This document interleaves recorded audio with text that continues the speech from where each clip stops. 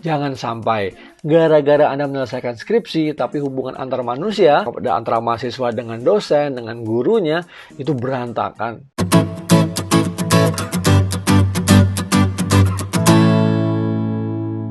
Halo, saya Tirta Musitama. Selamat datang di channel saya ini. Anda akan mendapatkan informasi seputar sukses belajar di pendidikan tinggi, khususnya dalam mengerjakan tugas-tugas akhir seperti skripsi. Nah, pada kesempatan ini kita akan membahas tentang masalah-masalah pelik, ya. Kadang-kadang simple, kadang-kadang nggak masuk akal, kadang-kadang di luar substansi yang berkaitan dengan pembimbing. Masalah mahasiswa, apakah baik gonta-ganti pembimbing? Aduh, ya. Kalau bisa pembimbing satu saja, sekali saja dalam masa Anda mengambil skripsi. Kenapa? Dengan satu pembimbing saja mungkin waktu yang Anda tempuh untuk mengerjakan skripsi itu bisa panjang juga gitu ya.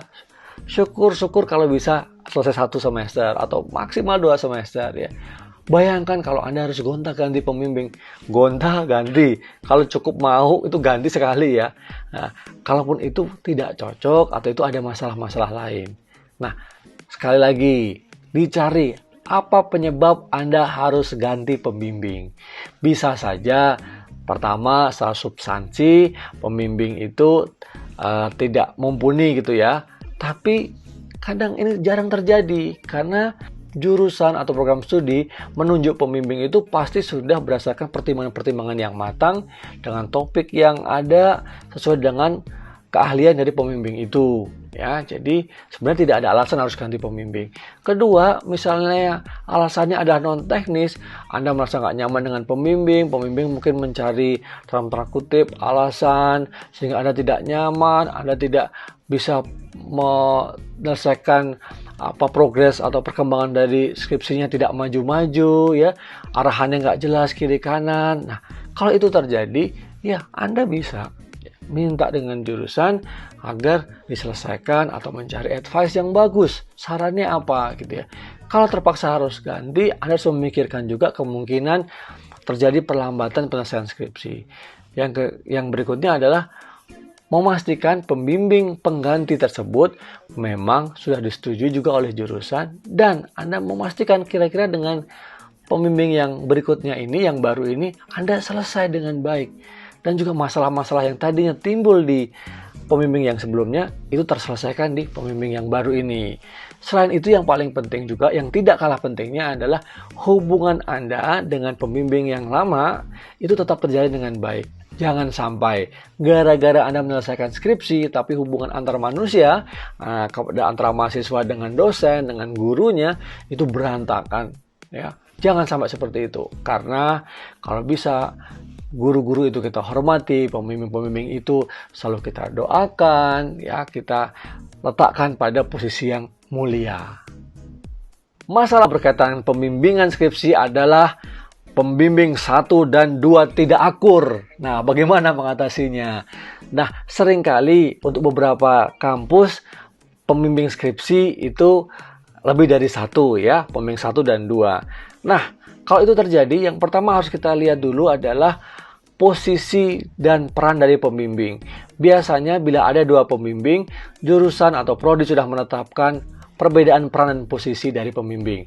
Pembimbing 1 biasanya berkaitan dengan substansi atau bisa jadi pembimbing 1 itu lebih senior ya, sehingga dalam pemahaman keilmuannya lebih tinggi atau lebih baik atau lebih mumpuni, kira-kira begitu.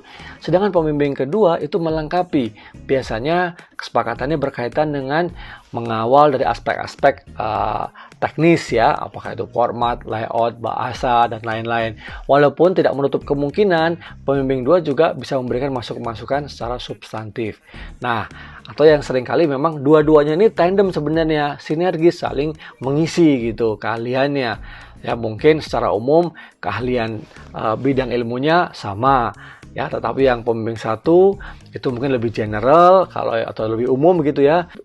Pembimbing 2 lebih spesifik berkaitan dengan tema yang diusung ya oleh mahasiswa. Nah, kalau misalnya dua-duanya ini kemudian tidak akur seperti apa? Karena posisi mahasiswa pasti sulit ya.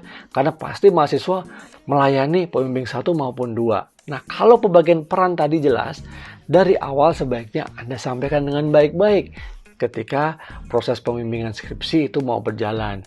Bapak, Ibu, pembimbing yang terhormat, bagaimana posisinya pembimbing 1 dan 2 ini perannya seperti apa gitu.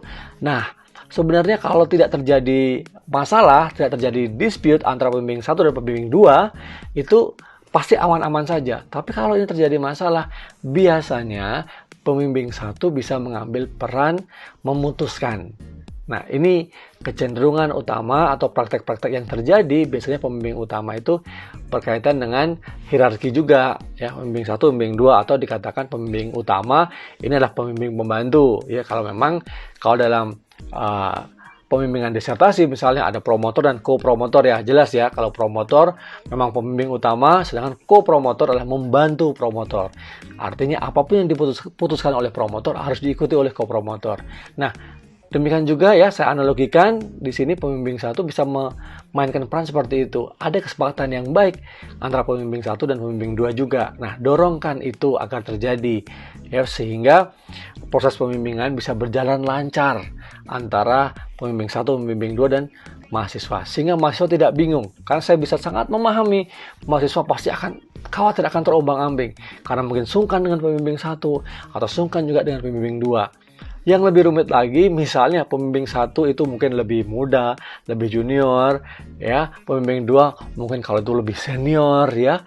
Nah, ini kadang-kadang mahasiswa akan sungkan ketika terjadi perbedaan pandangan atau perbedaan pendapat. Kuncinya adalah ada keterbukaan. Anda sampaikan apa yang disampaikan pembimbing 1, apa yang Anda berusaha penuhi, sampaikan. Kalau memang tidak memungkinkan untuk semua dipenuhi, alasannya kenapa, demikian juga dengan pembimbing 2. Ketika Anda konsultasi dengan pembimbing 2, sampaikan juga ini arahan dari pembimbing pertama seperti ini, dan demikian juga ketika Anda melakukan konsultasi dengan pembimbing 1, arahan pembimbing 2 seperti apa, disampaikan. Kalau itu pembimbingan secara terpisah, tapi kalau pembimbingan itu berjalan selalu bersama-sama, tentu akan lebih mudah. Nah, itu tadi ya, masalah unik dan mungkin masalah yang bisa menjadi besar, tapi bisa diselesaikan dalam pembimbingan skripsi. Apabila ini menjadi info yang menarik buat kamu, buat kalian jangan lupa like, subscribe, dan share juga ya.